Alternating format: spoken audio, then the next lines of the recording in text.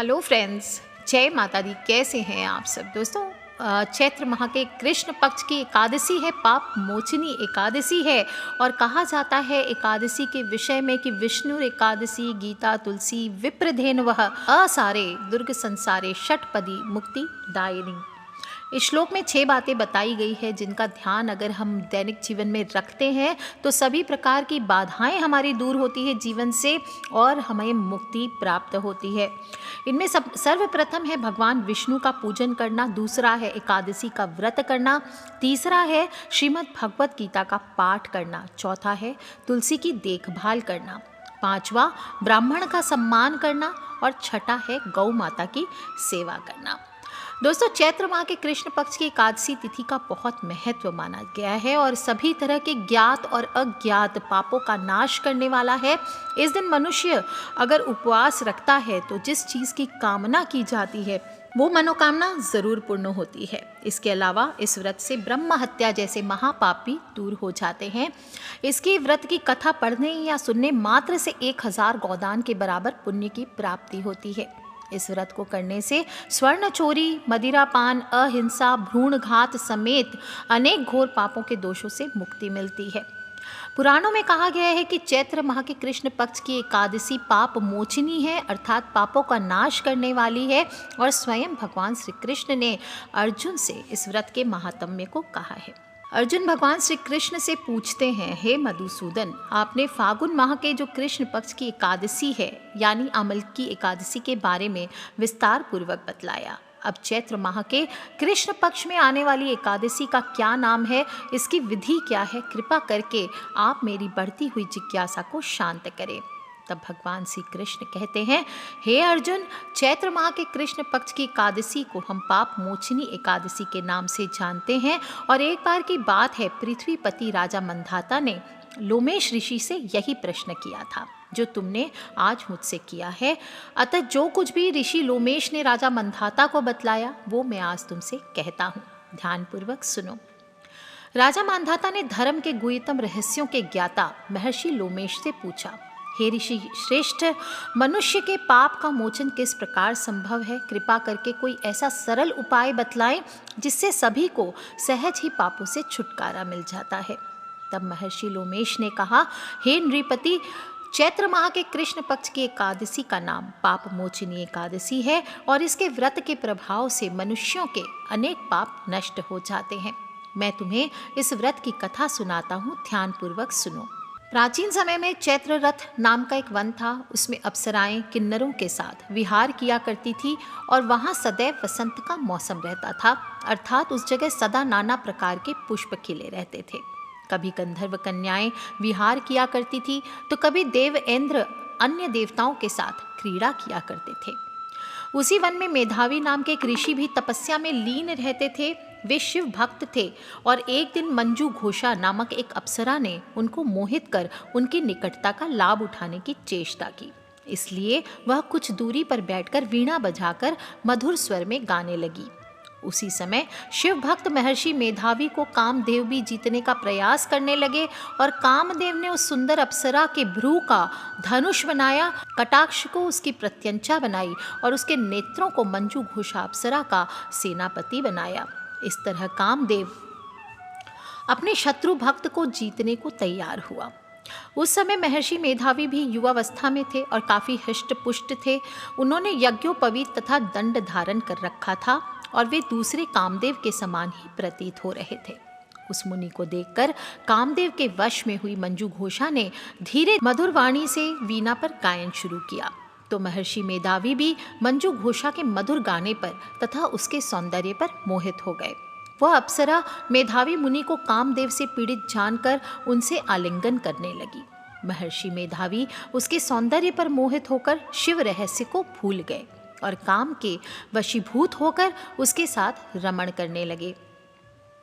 काम के वशीभूत होने के कारण मुनि को उस समय दिन रात का कुछ ज्ञान न रहा और काफी समय तक वे रमण करते रहे।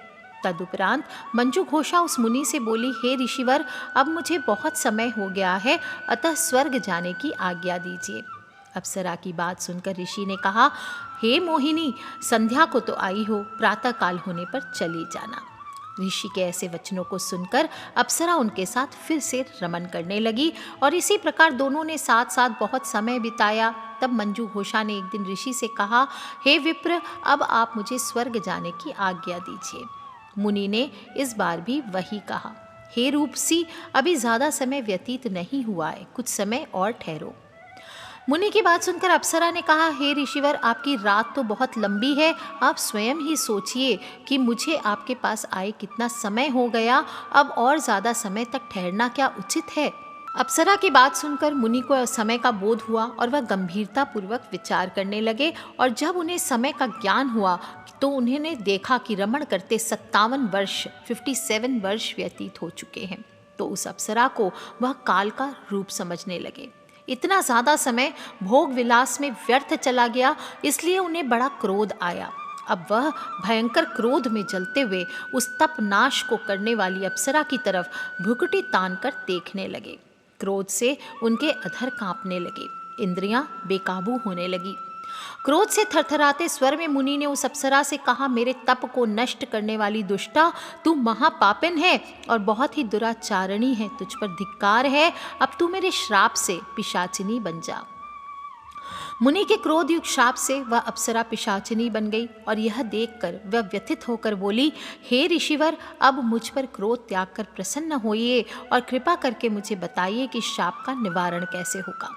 विद्वानों ने कहा, साधुओं की संगत अच्छी फल को देने वाली होती है और आपके साथ तो मेरे बहुत वर्ष व्यतीत हुए हैं, अतः अब आप मुझ पर प्रसन्न हो जाइए, अन्यथा लोग कहेंगे कि एक पुण्य आत्मा के साथ रहने पर भी मंजू घोषा को पिशाचिनी पड़ना पड़ा।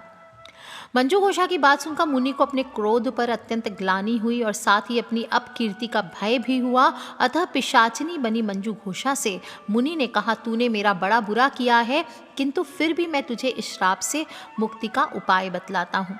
चैत्र माह के कृष्ण पक्ष की जो एकादशी है उसका नाम पाप मोचिनी एकादशी है और इस एकादशी का उपवास करने से तेरी पिशाचिनी की देह से मुक्ति हो जाएगी।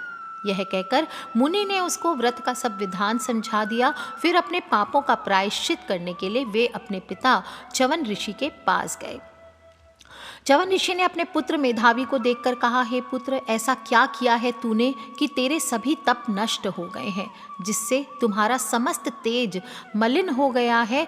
मेधावी मुनि ने लज्जा से अपना सिर झुकाकर कहा, पिताश्री, मैंने एक अप्सरा से रमण करके बहुत बड़ा पाप किया है और इसी पाप के कारण संभवतः मेरा सारा तेज और मेरे तप नष्ट हो गए हैं।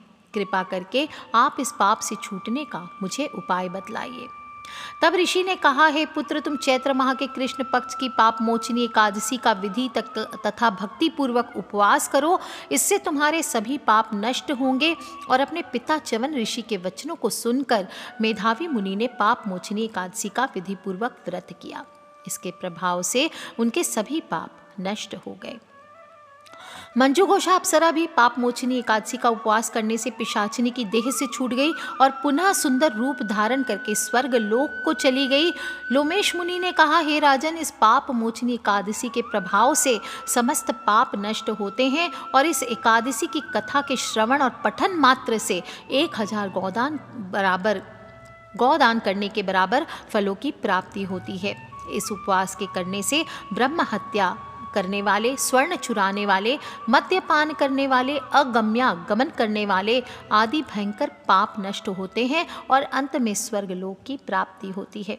तात्पर्य यह है कि श्री विष्णु व्रत समस्त पाप विनाशक है, अनेक पुण्यों को प्रदान करने वाला है, अतः सभी को इस महान एकादशी व्रत का पालन अवश्य करना चाहिए।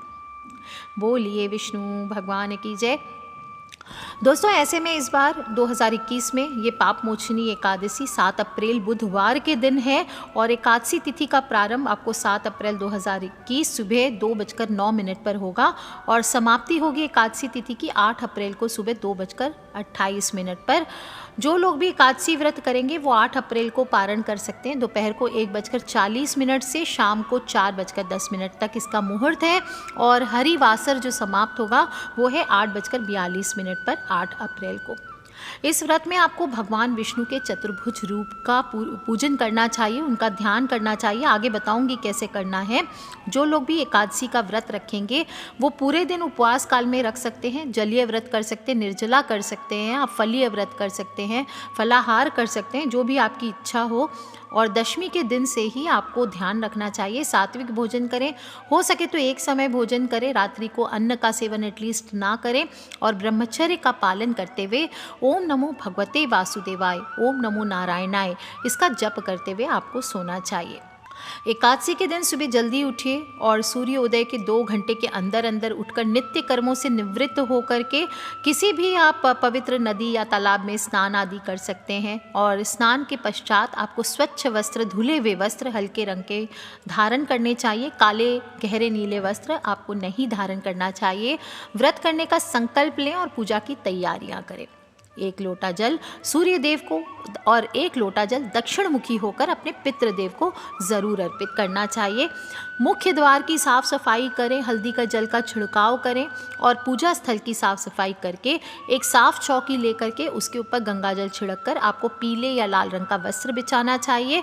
इस पर भगवान विष्णु की प्रतिमा, अगर आपके पास चतुर्भुज प्रतिमा है तो बहुत अच्छी बात है, नहीं तो नॉर्मल जो भी प्रतिमा या फोटो है उसको स्थापित करें। प्रतिमा है तो आप स्नान आदि करा सकते हैं पंचामृत से, नहीं तो पंचामृत ऐसे उनके सामने धर दीजिए।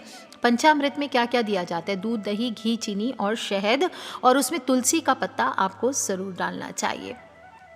इसके बाद भगवान श्री हरि विष्णु को बैजंती माला, पुष्प, आप नैवेद्य, नारियल, सुपारी, बेर, आंवला, अनार, जो भी ऋतु फल है, अभी आम का सीज़न है, वो आप रख सकते हैं, उनके सामने चढ़ा सकते हैं और पीले रंग के फूलों से उनका श्रृंगार कीजिए। चतुर्भुज रूप का उनका दर्शन करना है, ध्यान करना है। महान तपस्वी भगवान श्री हरि के परम भक्त ध्रुव ओम नमः भगवते वासुदेवाय इस मंत्र का जप करते थे और भगवान विष्णु को चतुर्भुज रूप में याद करते थे। और हम आज उसी तरह से उनका ध्यान करेंगे, नारायण का नाम का जप करेंगे। नारायण भगवान विष्णु का ही नाम है, इसमें 4 अक्षर हैं, ना, रा, य और न। तो भगवान की जो 4 भुजाएं हैं और 4 ही आयुध हैं और भगवान के चारों हाथों में शंख, गदा, चक्र और पद्म सुशोभित है। इसलिए भगवान का ध्यान करने के लिए सबसे पहले आकाश की ओर अपना मुख कर लें और भगवान का ध्यान करें, उनका चिंतन करें। भगवान आकाश में दिखाई दे रहे हैं ऐसा भाव करें।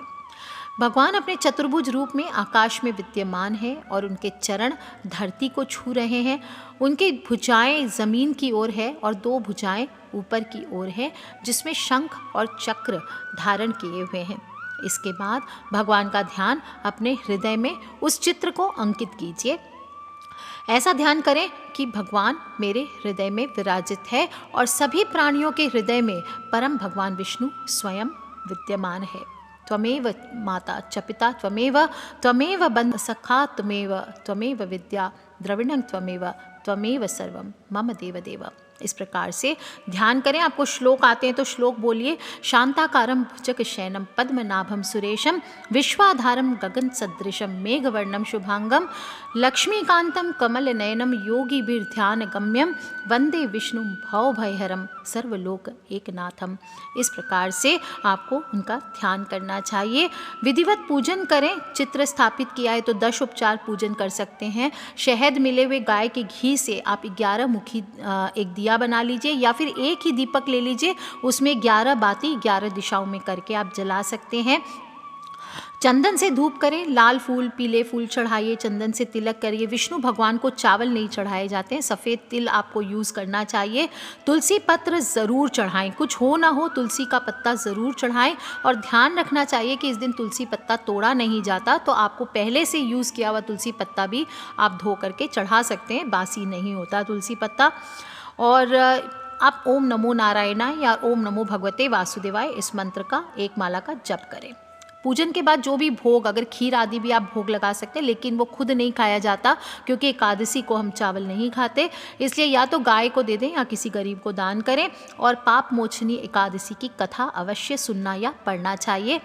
धूप दीप से आरती करें। सुख समृद्धि में वृद्धि के लिए आपको इस दिन शंख में जल भर करके, हमेशा क्या करते हैं अग्नि से हम आरती करते हैं, लेकिन इस दिन अगर आप शंख में जल भरकर श्री हरि की आरती करते हैं तो ये भी बहुत चमत्कारी माना जाता है।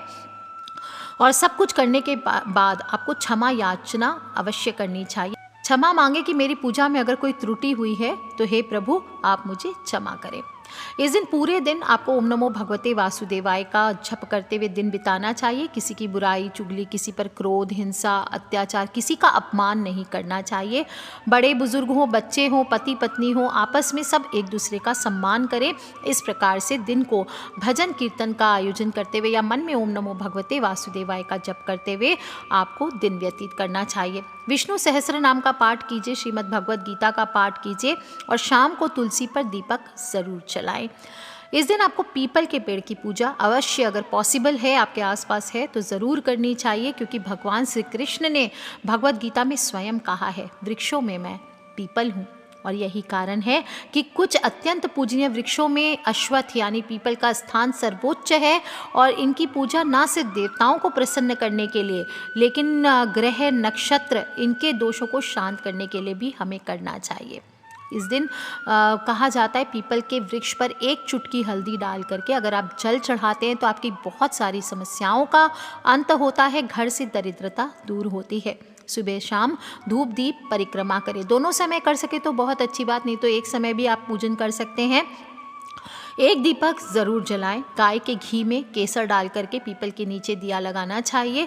कोई खास मनोकामना हो तो एक छोटा सा उपाय बता देती हूँ, फटाफट वो कीजिए। इसके लिए आपको घर से एक आटे का दिया बना करके लाना है। नॉर्मल आटे में नमक आदि नहीं डालना है, सिर्फ गूंथ लीजिए आटा जैसे रोटी बनाते हैं, और इसमें 11 बाती आपको लगानी चाहिए। और इसके बाद इसमें आप घी या आप तिल का तेल भी डाल सकते हैं। बेस्ट होता है घी विष्णु भगवान के आगे, तो उसका घी का दिया जलाइए और उनके तने पर, जो पीपल का वृक्ष है उसके तने पर इत्र छिड़के। अगर पीपल का पेड़ नहीं है, घर पर विष्णु भगवान की पूजा करें तो विष्णु भगवान को घर पर भी इत्र ज़रूर चढ़ाइए और 11 बार इसके बाद परिक्रमा कीजिए। ऐसा करने से आपकी सारी मुराद पूरी होती है, आपके ज्ञात अज्ञात पाप कर्मों के दुष्फल से आप मुक्ति पाते हैं। दोस्तों ध्यान रखें, जब भी पीपल के वृक्ष की पूजा करते हैं, दीपक जलाते हैं, तो कभी भी ऊपर की ओर नहीं देखना चाहिए पेड़ को। इसके पीछे कहा जाता है कि पीपल के तने में, उनके जड़ों में दैवीय शक्तियों का वास होता है, लेकिन पेड़ जो होता है उसके जो पत्ते होते हैं, ऊपरी हिस्सा होता है, इसमें आसुरी शक्तियों का निवास होता है। इसलिए हमेशा हम क्या करते हैं, पीपल के तने की पूजा करते हैं और या फिर जड़ की पूजा करते हैं। लौटते समय एक अखंडित पीपल का पत्ता अगर गिरा हुआ मिल जाए तो वो ले करके आइए और उस पर हल्दी से श्रीम लिख करके अपनी तिजोरी या पर्स में रख लीजिए।